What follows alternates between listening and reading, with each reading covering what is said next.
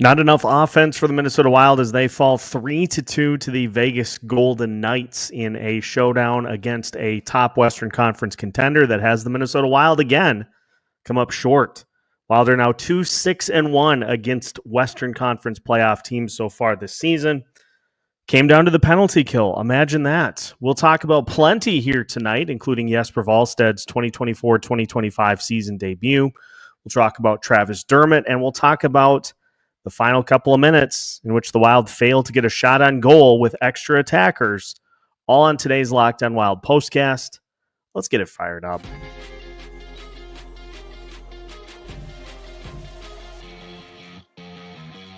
You are Locked On Wild postcast, part of Locked On Minnesota on the Locked On Podcast Network. Your team every day.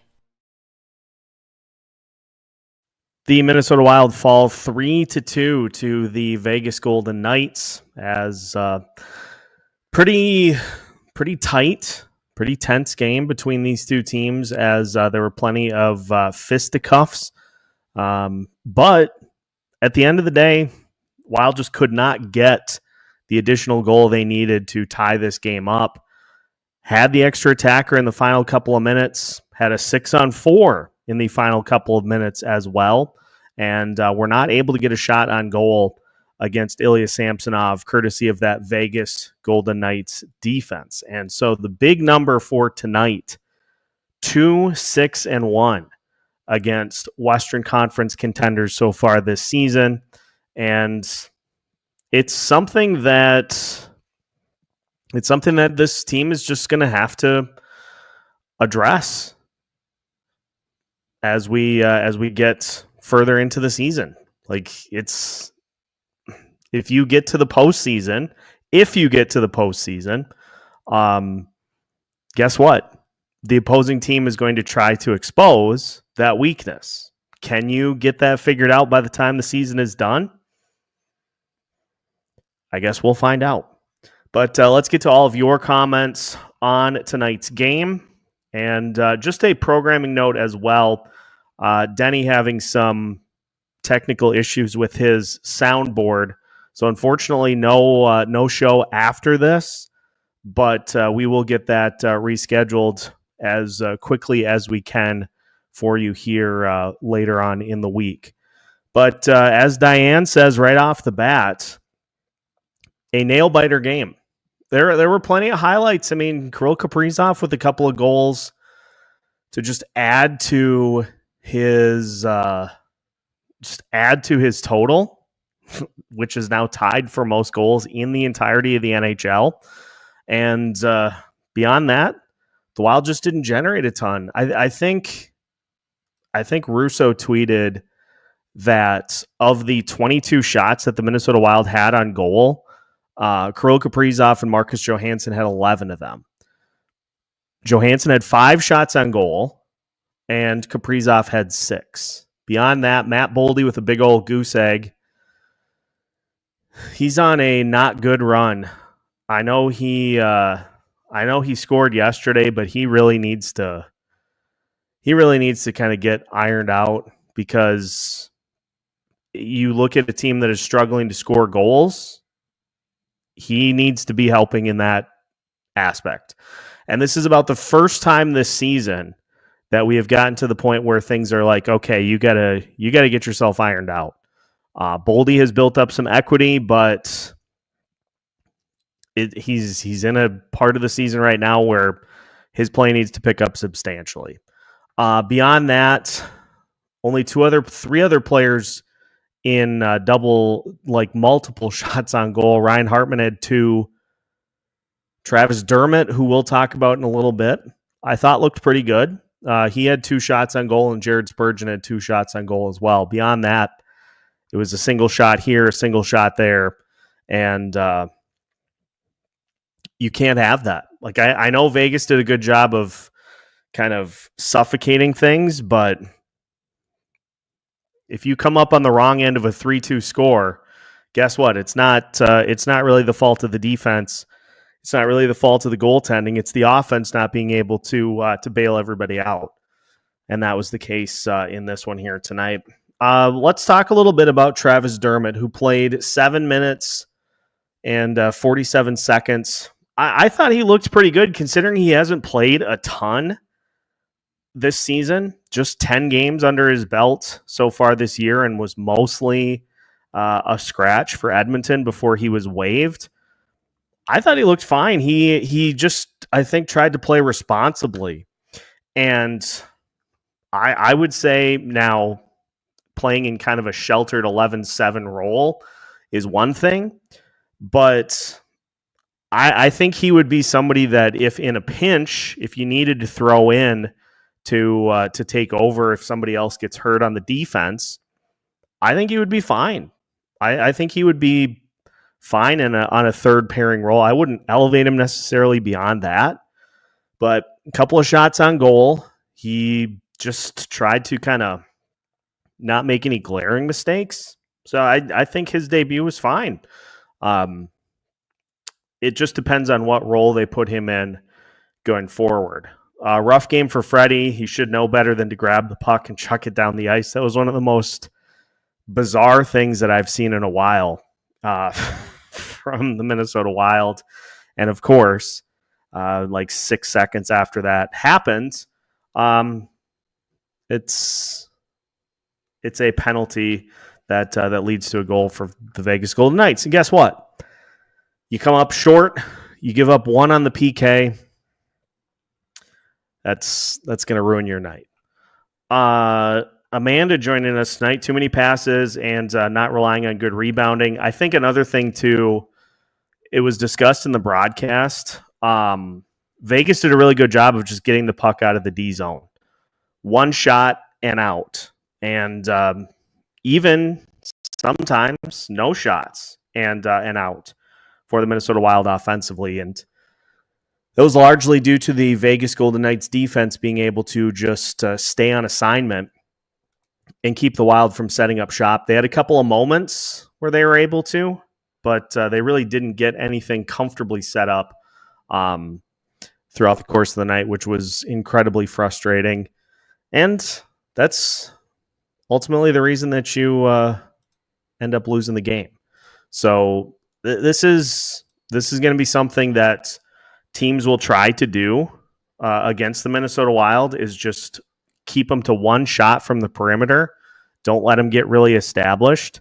So it's just something that you have to work to get the puck down low to offset that. And the Wild did not do enough of that here tonight. Hoptics joining us tonight. We desperately need to get that offensive addition that we are inevitably going to trade for before the deadline. Why wait for the deadline? Let's get Brock Nelson ASAP. I do not disagree.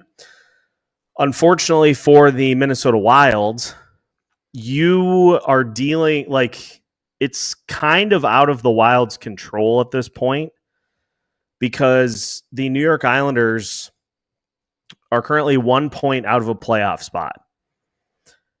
So the New York Islanders have to tap out. The New York Rangers have already done it, but the New York Rangers had far higher expectations than the New York Islanders did. The Islanders are just 1 point behind the Ottawa Senators. So until they really fall, they're not gonna make a move. They're not gonna declare themselves open for business.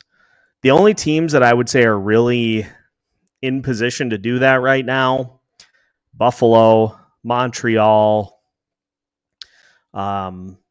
Chicago, maybe Nashville, but I haven't heard them make any. I haven't heard them make any declarations that they're out of it too. It's just, it's still too early. There's still too many teams that are close enough where if they go on a run and they win 8 out of 10, all of a sudden they're in a playoff spot. So as much as we want to see the Wild do something, it takes two to tango. And the New York Islanders are going to wait as long as possible to make any sort of a move, because they're trying to go for it. They're trying to delay the thing that nobody wants to do. Nobody wants to go into a rebuild. teams don't enjoy that because that means that fans don't attend the games as much. Your ticket sales go down, your revenue goes down, and you are at the mercy of a full group of prospects trying to make it to the NHL level and to do well. And it's just not something that teams actively try to do. So until somebody, like if the Islanders lose 8 in a row, maybe that's enough of a signal. But even in the West, the Utah Hockey Club, the St. Louis Blues, are 2 points out of a playoff spot. The Seattle Kraken are 3 points out of a playoff spot. San Jose, Anaheim, Chicago are not competing for the postseason, and even them, San Jose is 8 points out. So we just it's muddled standings right now. So the only way for you to really make something happen at this point is to sweeten the pot, and that's something that I don't think Bill Guerin wants to do. Kieran joining us. Listen to the game, in and out of the game. How was Jesper? I thought Jesper did fine. He, from what the broadcast was saying, he looked a little tentative at points in the first period. He made some really good saves. He got beat by, I think, one goal that he'd like to have back. The goal that ended up being the game winner that deflected in off of, I think it went off of Freddie Gaudreau. There's not a lot you can do about that as a goalie because you are in position to make a save right in front of you, and it deflects. It deflects to the left. So I don't know what you do about that, but I will say this: analytically, the Minnesota Wild defense held the Vegas Golden Knights to an expected goals against of 1.73, and Jesper gave up 3 goals. So that kind of tells the story too, is that you have about 1 goal you maybe want back. Ilya Samsonov on the other end, the Golden Knights held the Wild to 2.05 expected goals against, and he gave up just the 2. So his goals saved above expected was 0.06. And I'm just going to explain the expected goals against, how that works here. The lower the number of expected goals, that tells you the story about how the defense played for that night. And then the actual goals that you give up, that's where kind of your determination of how your goalie played comes into play. So 1.73 is right about where the Minnesota Wild have been most nights for their defense. Pretty low number. And Jesper had maybe 1 goal that he'd like to have back. That I think tells most of the story. Austin's not wrong here. Kaprizov can't be doing everything. It just needed 1 more goal tonight. 1 more goal from somebody. And didn't get it tonight. To be fair, the Wild have had plenty of those instances, especially late in games, where they have needed somebody else to give them 1 goal. And they've gotten it. They've gotten it quite a bit, including recently a couple of late game extra attacker goals that Marco Rossi's been able to come up with. That's just something that somebody needs to step up in those situations. And if you don't, you lose. If you do, well, then you likely get the win. Honestly, not upset about that game. It was entertaining the entire time. At no point was it a lost cause. Just a fun game all around with an unfortunate result. And this is the difference between last year. I'm glad Hoptics brought this up. This is the difference between last year and this year. Is these games against Western Conference contenders last year were all blowouts. Some of the scores have looked hideous so far this year. 4-1, 5-1. Really, the only one that was truly out of reach most of the game was the Edmonton game. One of the games against Winnipeg where it ended up being 4-1, well, that was because of 2 empty net goals at the end. That game against the Kings was, I think, 1 or 2-0 until midway through the second period. Then, if you'll recall, Kirill got hurt, and after that, that game flipped on its head. So the Wild are keeping in these games because of their defense and their goaltending. They're staying in these games far longer than they did last year. We just haven't seen them be able to flip them in their favor yet this year. But it is night and day difference from where it was last year. The effort has been there consistently. It just comes down to finishing. And finishing depends a lot on what you are doing as a player, but also what the other team is doing. So finishing is kind of a variable result, but they have been far closer to winning these games than they were last year, and they've got plenty more of them coming up. So at some point, it's going to turn and flip to the other direction. Dermott looked good, better than fine, not great, but honestly looked good. Merrill on waivers as soon as Middleton is back. I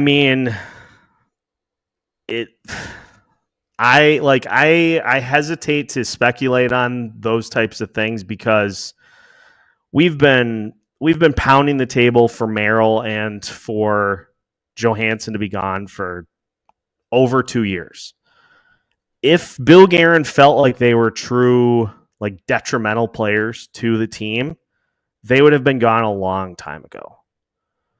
Long time ago. I don't know what's going to happen when Middleton's ready to return. My guess is that Dermott's going to be put on waivers and sent down to Iowa if he clears. We'll see. It depends on how he does in this stretch. If he plays really, really well, then you've got a decision on your hands. But keep banging the table for these players to be, waived or moved. And that's just something that Bill Guerin has shown no indication of doing at any point. Bob joining us here tonight. We miss Eck. The Theodore goal is the man back checker needs to get back and stick lift or make a play. Still see Rossi and Kaprizov, the only ones really after open pucks, moving feet. Got to move the feet. Moving your feet is neat. That's the rhyme to remember. Moving your feet is neat. Aiden joining us tonight. I think it's becoming more clear Marat is one of our top PK guys. Him and Faber were really aggressive. That's going to be one of the big things, is staying aggressive on that unit.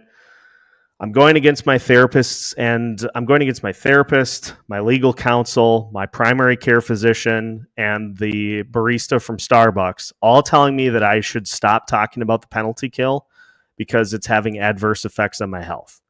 Totally joking, but seems like we talk about it on a nightly basis because it has been a problem pretty much every game this season. You just got to keep being aggressive. Stale PK is a death sentence for a hockey team.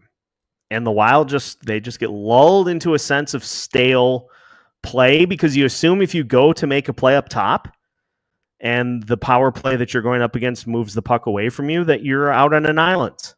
But if you just don't move, it's a death sentence. And until that sets in, we're just going to continue to repeat what has happened all season.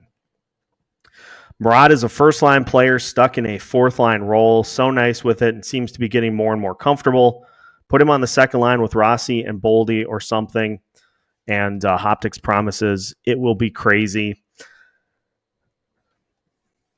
I want to see a little more consistency on offense before we look to put a guy like Marat Huznadinov in a top six role.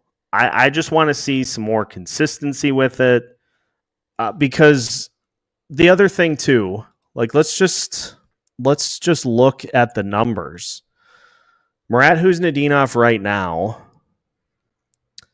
in 27 games, He has 11 shots on goal. So it would be a situation, in my opinion, if he gets put up there and those shot numbers stay similar to where they're at, well, he's got to shoot more. He's got to shoot more. He's got to shoot more.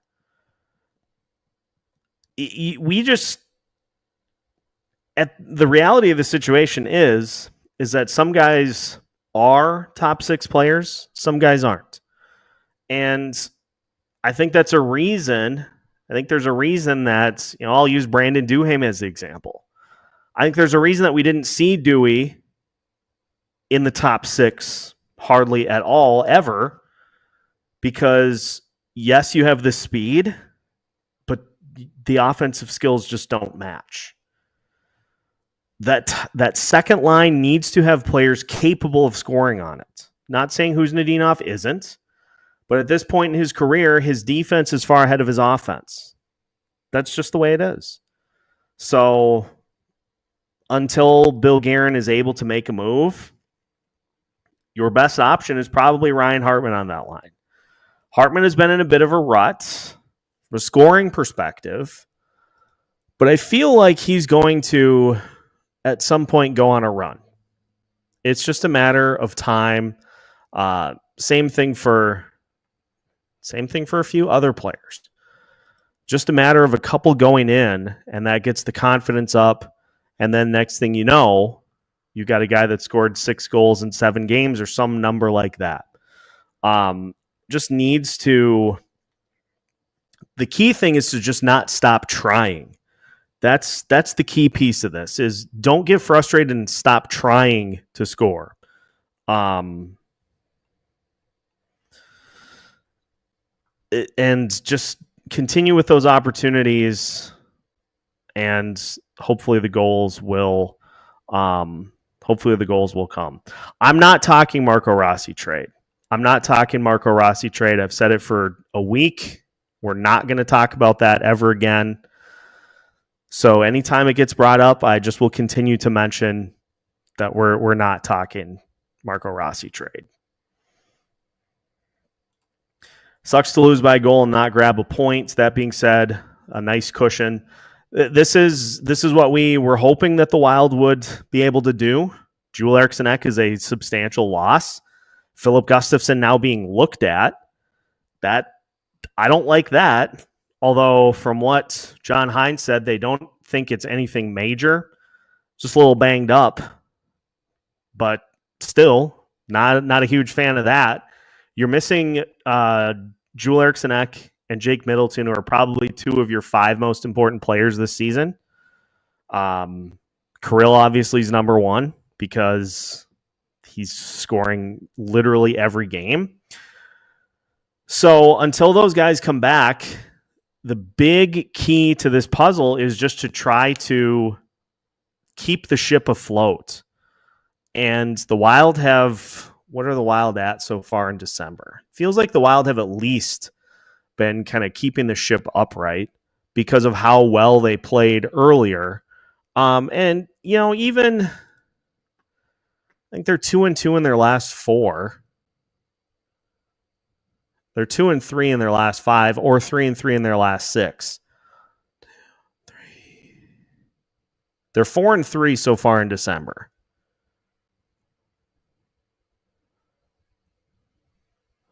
Now, you could say that the losses have not been great, but the Wild weren't going to play at a 600 points percentage the whole season, or 720, I think is where they were at. They just weren't. They're not going to play at that level the whole year. So in the stretch where you don't, can you at least tread water? That's the definition of a good team. Ek is needed back for more than the kill, more than anywhere else. It's either that or Rossi needs to play on the kill because he is at least winning some faceoffs. Wild are currently a 1-line team. Boldy can't carry Hartman and Johansson.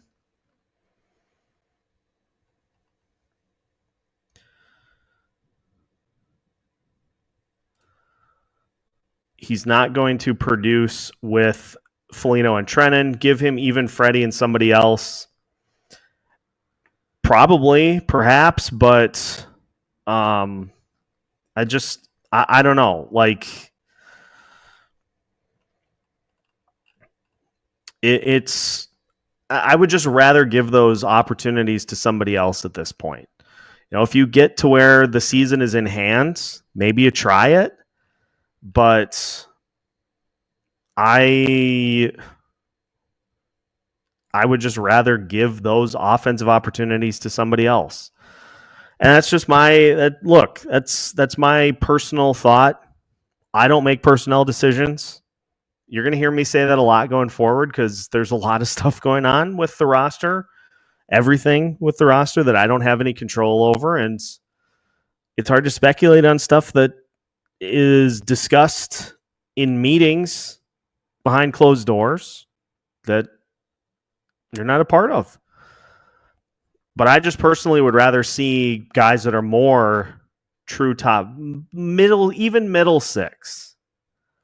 I just don't really know if Kuznetsov is anything other than like a bottom six guy right now. He could turn into something as his career unfolds. He's still young. He's still a young player. Maybe if he gets on a little bit of a goal run, then you look at bumping him up a little bit in the lineup. But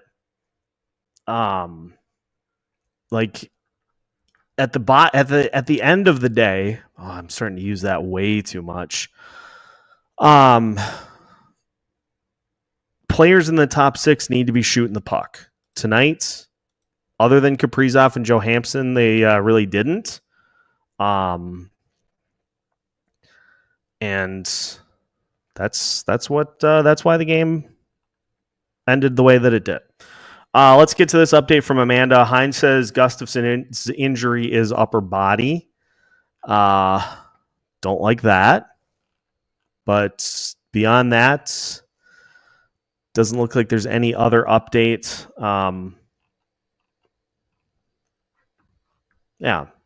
So I guess we will have to see how that goes. Like we said yesterday, D-men need to be more physical. Maryland Bogosian doing probably what's expected of them. Spurgeon has been physical when he gets the chance. Maryland Bogo had 2 hits each. The rest of the D, a big ol' goose egg. And Vegas is a team that is heavier. They're a bigger team, especially on the defensive end. So it's just, they slowed things down. They did a good job of just slowing down the offense. And I don't know, like, just put it in, like, we can just put this in the column with the rest of the games. It was a 1-goal loss to a Western Conference contender. They have pretty much all been that, other than the Edmonton game. Are you going to be able to do enough by the end of the season to turn the tide? Because guess what? In a postseason series, you'll be facing the same team, and it will be a Western Conference playoff team. You'll be facing the same team for a series. You're going to need to adjust. You're going to need to make some changes.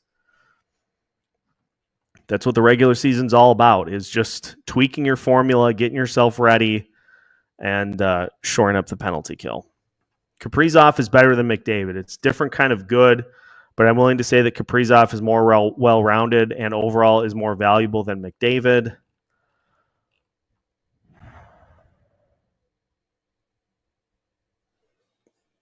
That is a statement. I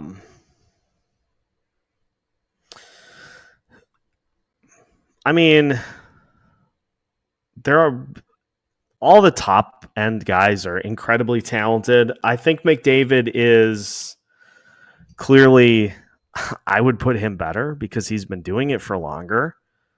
He's also a center.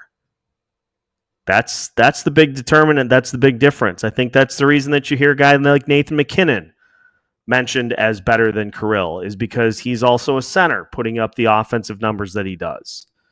Kirill's a wing. Those guys are centers. That's, I think, what leads the national media to rank them higher. It's like 1A, 1B, 1C. They all are incredibly good, and rank them however you please. This tweet that Amanda is passing along from Minnesota Wild PR. Ryan Hartman tied his career high with 14 face-off wins against Vegas, his third time reaching that mark. Rough night for Freddie Gaudreau in the dot, 3 of 12. Marco Rossi was 9 of 22, so that's not great either. But yeah, Hartman was 14 of 22, 63%. And he appears to have become mostly the top face-off guy, with the exception of Marco Rossi with Joel Eriksson out of the lineup. All right, let's talk about this for a little bit. Not afraid of losing Gus for a couple of weeks while he can get a few prime opportunities in to set him up for next season. Gus would be a loss if he were to miss a week or so. Because not only has the defense been really good, but he's been one of the best goalies in the league at saving goals above expected. He's like number 4 in the league, I think. Now, it's not to say you would lose every game that he didn't start, but it would be something that would be felt, because if it coincides with the offense still being in a bit of a rut, then that's where you come up on the wrong end of 3-2 games or 2-1 games. Gustavsson is one of the best goalies in the league. If he misses time, it would be an opportunity for Jesper to get starts. Yes, but it would definitely be a loss. It would definitely be a loss that would be felt more than a little bit. That's just like he's built up the equity, but the Wild have gone all season with the next man up mentality. This part of the schedule is a real test of it. And so far they're doing what you would expect them to do considering who's out, which is to basically play 500 hockey. If they do that for the month of December while missing Middleton and Ek and now Gustavsson, that's fine by me. 500 hockey with those 3 out is pretty darn good, considering what those 3 all bring to the table. Those are not manageable losses. You do the best you can, but those guys all bring things to the table that just are hard to top. All right, we got a couple of house cleaning things that we need to take care of, but we're going to continue taking your comments and questions here as the Minnesota Wild come up short by a score of 3-2. More of tonight's Locked On Wild postcast is coming up after this. Tonight's Locked On Wild postcast is brought to you by FanDuel. Get ready to tackle the NFL action with FanDuel, America's #1 sportsbook. Because right now, new customers can bet $5 and get $150 in bonus bets if you win. The FanDuel Sportsbook app gives you everything you need to place live bets on the NFL, all in one place. So when you get a hunch in the middle of the game, you can check out the latest stats, view live play-by-play, and so much more on the same page where you place your bets. Just visit FanDuel.com to join today, and you'll get started with $150 in bonus bets if you win your first $5 bet. That's FanDuel.com. Never waste a hunch and make every moment more with FanDuel, an official sportsbook partner of the NFL. Tonight's Locked On Wild postcast is also brought to you by Game Time. We are in the thick of the winter sports season, which means you've got plenty of opportunities to get out of the cold and go see your favorite team in action, whether it be the Minnesota Wild at the X, the Minnesota Vikings at US Bank Stadium, or the Minnesota Timberwolves in action at the Target Center. Game Time can help make your experience as stress-free as possible. Game Time has a lot of great features, including Game Time Picks, which makes it easier to save more on sports, concerts, comedy, theater, and more. When you toggle it on, it will filter out and make it so that you only see the best deals available. You can also get all-in pricing plus views from your seat and Game Time's lowest price guarantee. If you find tickets that are cheaper, Game Time will credit you 110% of the difference. Take the guesswork out of buying tickets with Game Time. Download the Game Time app, create an account, and use code LOCKEDONNHL for $20 off your first purchase. Terms apply. Again, create an account and redeem code LOCKEDONNHL for $20 off. Download Game Time today. What time is it? It's game time. Minnesota Wild fall by a score of 3-2 to the Vegas Golden Knights here tonight. Now 27-4 on the season. And one reminder before we continue to go, make sure to smash the like button. Harder than Matt Zuccarello taking that shot down low. Smash the like button. It's a great point by Bob to get started is, earlier in the season when the Wild were trying to keep pace with the Winnipeg Jets, it was one of those things where you're like, geez, if you lose games, you're falling quite far behind the pace. But Winnipeg, 4-5-1 in their last 10, they have started to come back down to earth and then some. And the Wild right now, still at the top of the standings. They have an 8-point cushion on the Dallas Stars. They've got an 8-point cushion on the Colorado Avalanche. The Avs have played one more game, excuse me. Should refresh these standings. There we go. So the Wild have played one fewer game than the Avs. And once you get key pieces back, then you go on your run and you just keep putting the pressure on. But this is, I know this is a Minnesota Wild podcast, but this is a great point by Kieran.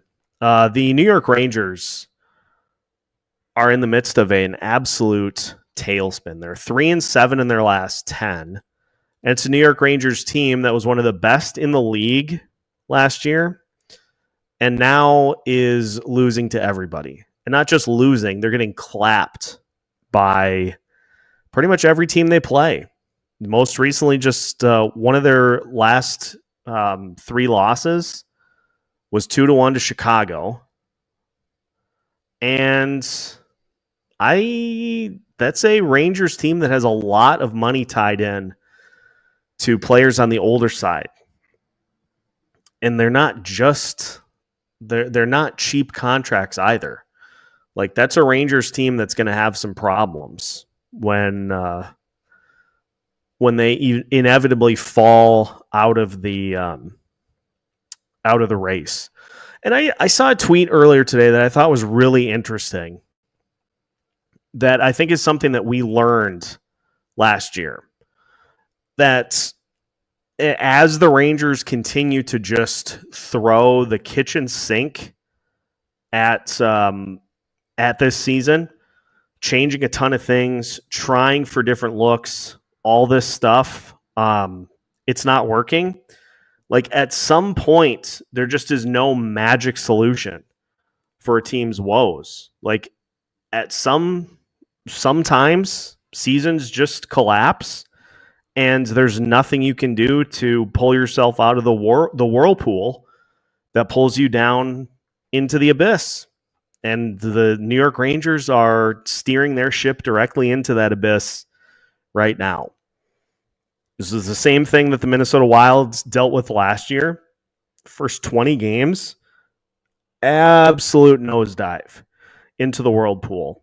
And it's something that once you get sucked into that tractor beam, that vortex, it's very hard to get yourself out. So thankful for this year, a much better start, because we talk about the word equity a lot. The Wild have bought a lot of equity with how they started the season. And they showed that they have a formula that they're capable of playing with anybody. Now, they haven't been able to pick up wins consistently against the teams around them in the West.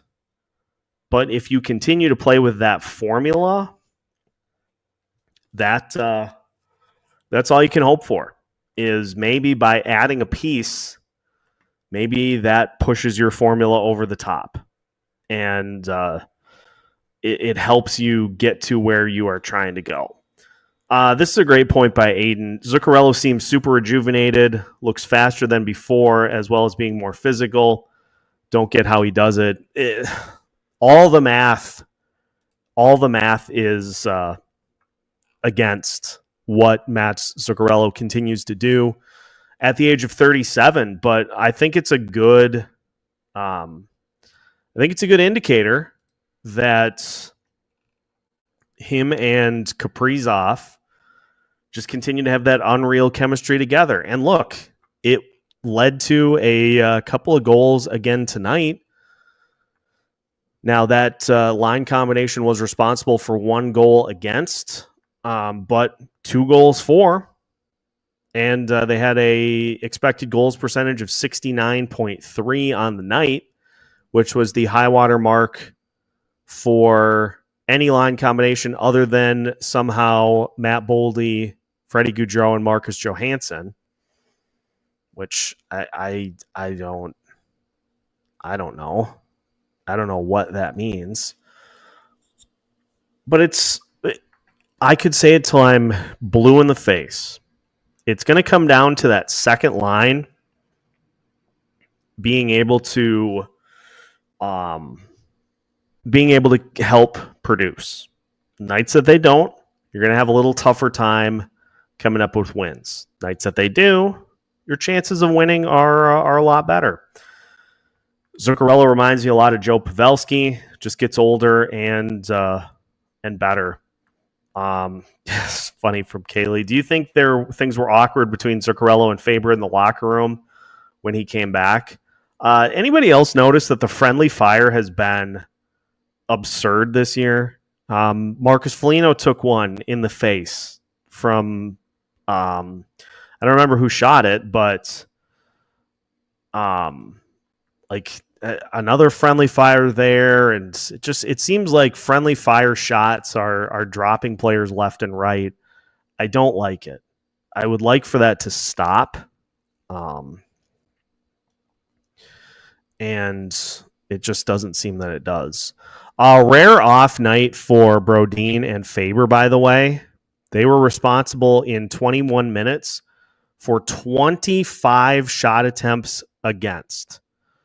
12 shots on goal.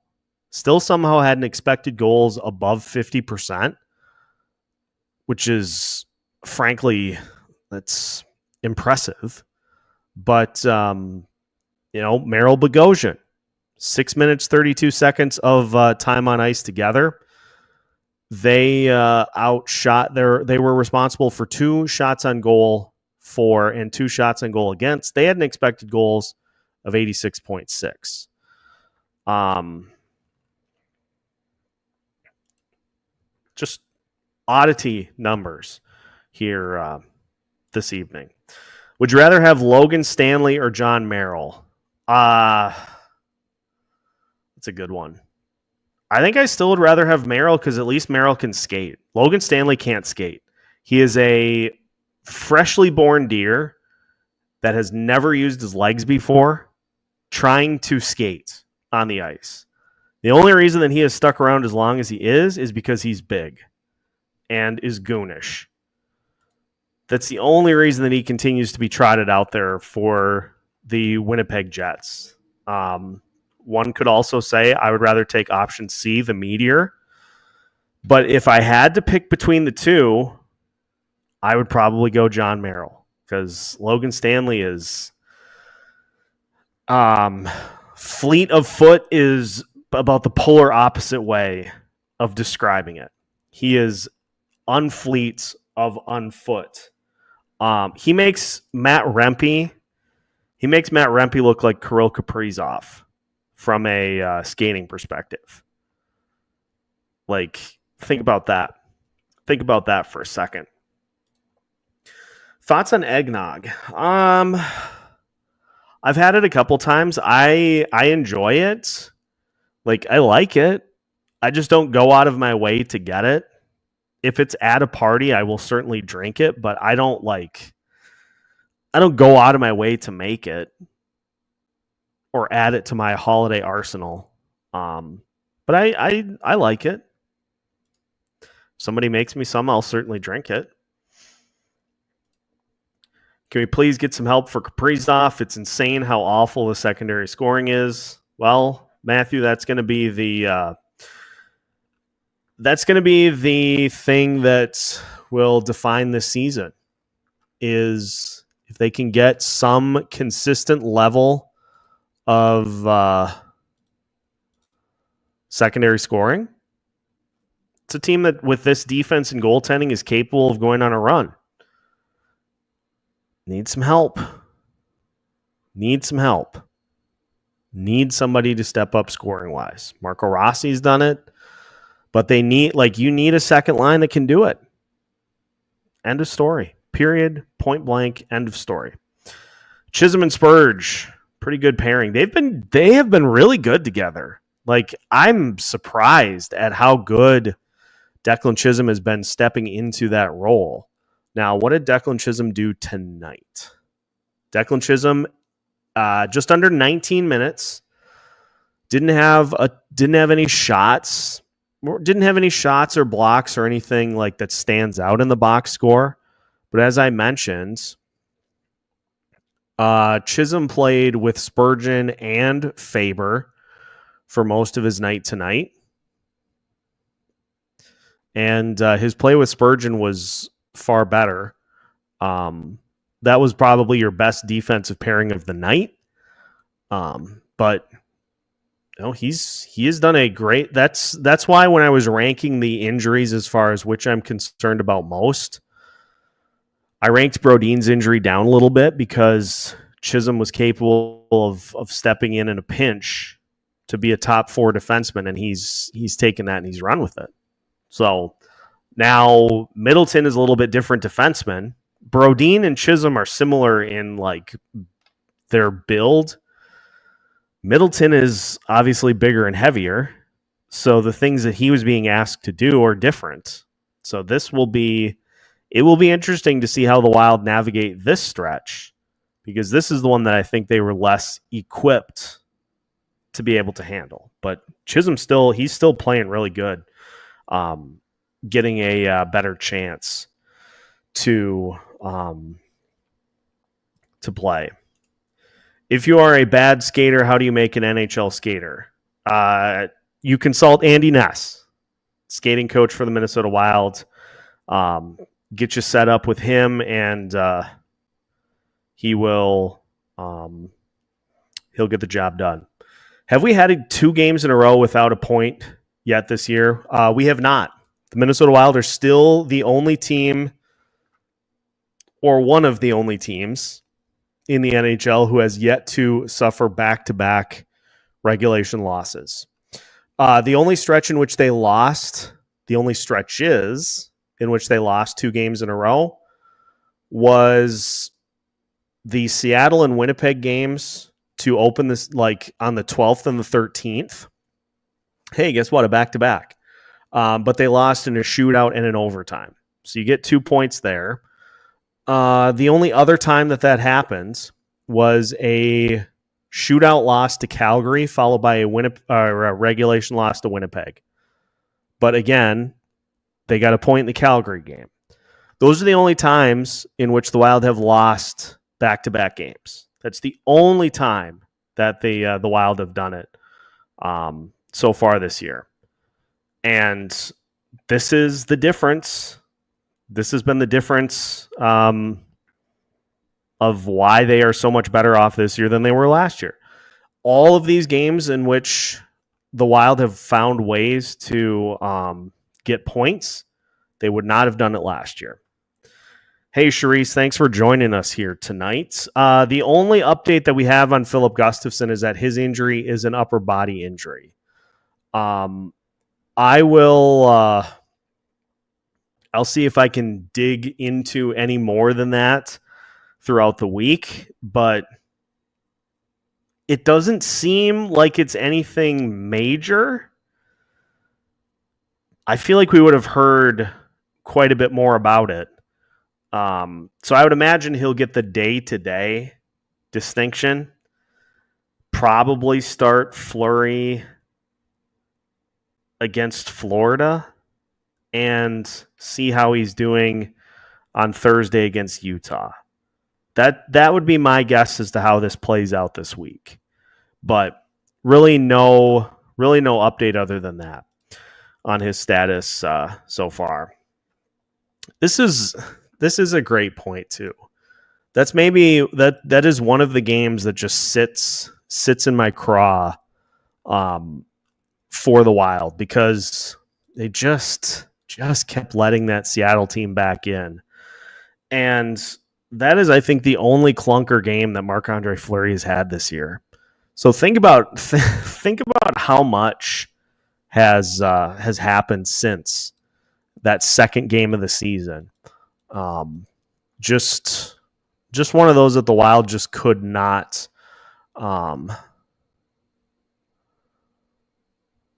Okay. Gus update, but apparently now it's a lower body injury. Filip Gustavsson was checked out during the game for his lower body injury. Hines still thinks it's minor. Asked if he could play Wednesday, quote, "I don't want to go that far. You got to see some things over the next day or so where he's at, and then we'll probably know more on Tuesday." So it's a lower body injury, I guess. Pretty sure it was quantified as an upper body injury. So my guess is he upper lower body injury. Okay, so I don't like to speculate on injuries, but that leads me to believe that he may have pulled something in that game against Edmonton. Back, leg, what have you. This is the appropriate take. NHL reporting for injuries is beyond dumb. It's so antiquated. It's so out of date. It's horrendous. I hate it so much, because then we spend a ton of time trying to figure out what is going on, when if they would just say what it is, then you know, and you don't have to try to figure it out. You don't have to try to read between the lines. Yeah, I would equate that to day-to-day. Maybe not going to be available for Wednesday, but I think if it was going to be anything more than that,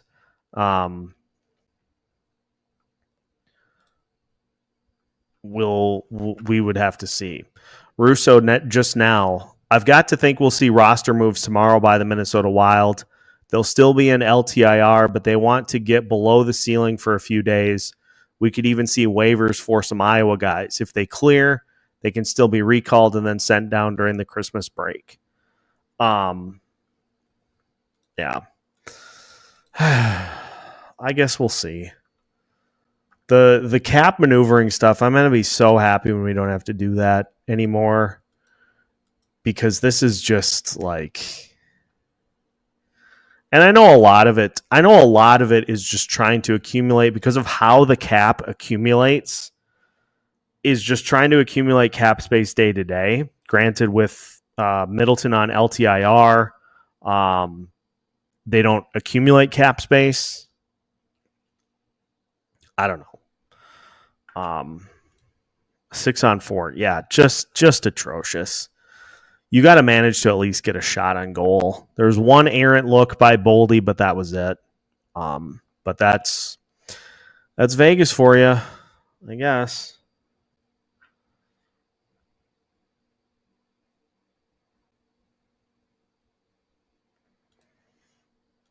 Feel like he had tried to play through it in Utah and that it was worse than he thought against Edmonton. That certainly could be. But I guess we'll learn more as the week unfolds. But I would guess it's maybe a one-game thing, unless we wake up tomorrow and Gustavsson gets put on LTIR, which would not be great. Yeah, I don't know. The injury stuff it's exhausting. But get through this stretch at about 500, slightly above 500, and I would say that's perfectly acceptable, considering the start that this team had at the beginning of the season. And remember what we talked about yesterday. The Wild, to get to 110 points, which I feel like would be pretty safely in the playoffs, they need 66 points in the final 51 games. So that is, I think, below. I think that's below 500. Because 51 games, that's 102 total points possible. 66 would be, it'd be slightly above 500, which is very doable. It's just a matter of not getting ripped up on the on special teams. So the Wild this week, what do they have this week? They got Florida on Wednesday. There will not be a postcast for Wednesday's game. I'm just going to tell you that right now. 8:30 p.m. puck drop, and that's a national TV game, so that's going to get started at about 9 o'clock. I'm not going to be able to stay up that late for that game. So no postcast on Wednesday, but we should have Friday and Saturday. Should have postcasts for both of those. Yeah, thank you. 9 o'clock, 9 p.m. start time in the Central Time Zone should be a felony. Like, that should be prosecutable by jail time. Start an Eastern Conference game at 4 p.m. Central Time. People can get out of work to go to a game. And then start a Central Time Zone game at 7 and start the Western Conference game at 9:30. But, so no postcast there. Friday, Saturday, and then Monday. I think we're good for all those. I'll let you know if anything changes, but I think, yeah, exactly. It's all about that cash.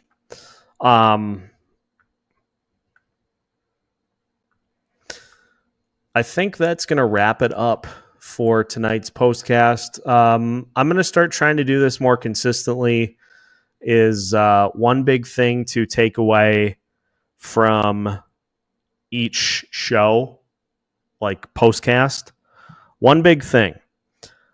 I'm going to do an episode about this that's going to stray a little bit out of the hockey world, so apologies in advance.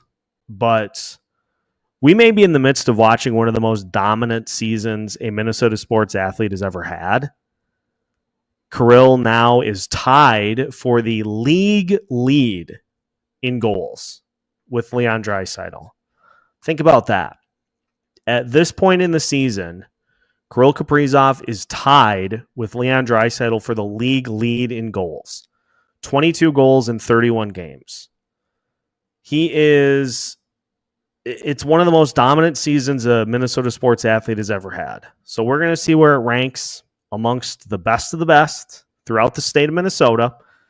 And I got a feeling that when it's all said and done, he'll be right up there with many of our favorite names throughout the Minnesota sports landscape. But just enjoy it. It's a highlight reel every night.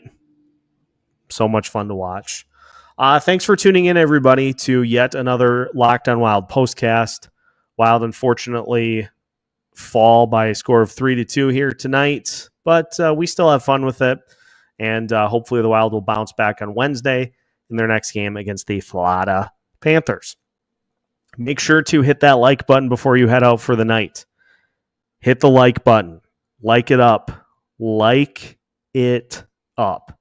And we'll be back at you with a new episode Monday morning, aka tomorrow, right here on Locked On Wild.